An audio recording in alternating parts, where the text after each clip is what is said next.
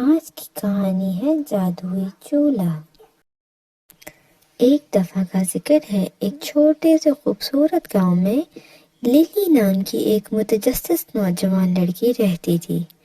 وہ اپنے ناقابل تسخیر تجسس کے لیے دور دور تک مشہور تھی۔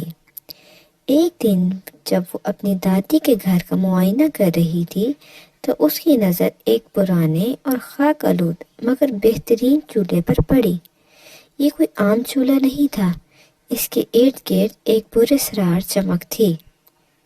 للی کی دادی، جو ایک سمجھدار بوڑھی عورت تھیں، نے اسے جادوئی چولہے کی کہانی سنائی۔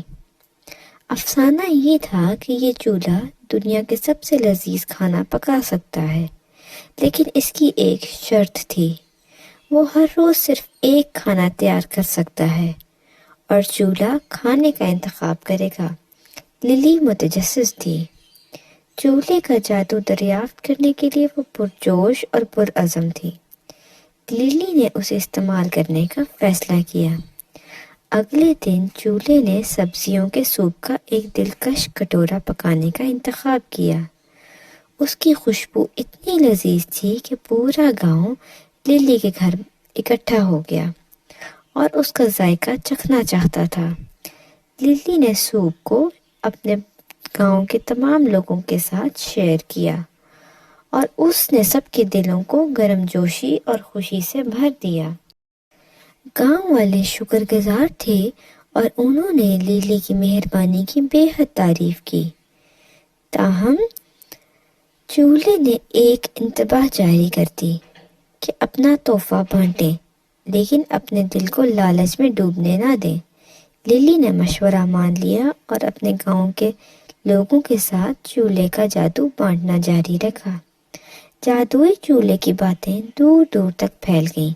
لوگ اس جادوئی چولہے کو دیکھنے اور اس کا مزہ چکھنے کے لیے دور دور سے آنے لگے۔ للی کا گاؤں خوشحال ہوا اور ہر کوئی بے حد خوش تھا، لیکن جلد ہی کچھ لوگوں کے دلوں میں لالچ رینگنے لگا۔ باہر کے لوگوں کے ایک گروپ نے چولہا چرانے کی بے حد کوشش کی اور وہ یہ یقین رکھتے تھے کہ وہ ان کو بے حد امیر بنا دے گا، لیکن چولہا واقعی جادوئی تھا اور اس نے ان کے لیے کام کرنے سے انکار کر دیا۔ للی نے محسوس کیا کہ چولہا صرف اس وقت اپنا جادو چلا سکتا ہے جب اسے زیادہ سے زیادہ بھلائی بانٹنے کے لیے استعمال کیا جائے۔ للی کے گاؤں نے ایک اہم سبق سیکھا کہ حقیقی جادو ملنے بانٹنے اور مہربانی میں ہے، نہ کہ خود غرضی میں، اور چولہا ان سب کے لیے ہمیشہ خوشی لاتا رہا جنہوں نے اس کو خالص دل سے استعمال کیا۔ جادو کا چولہا گاؤں کی علامت بن گیا اور ایک یاد دہانی کہ جادو مال میں نہیں ہوتا، بلکہ محبت اور مہربانی میں ہے جو ہم دوسروں کے ساتھ کرتے ہیں۔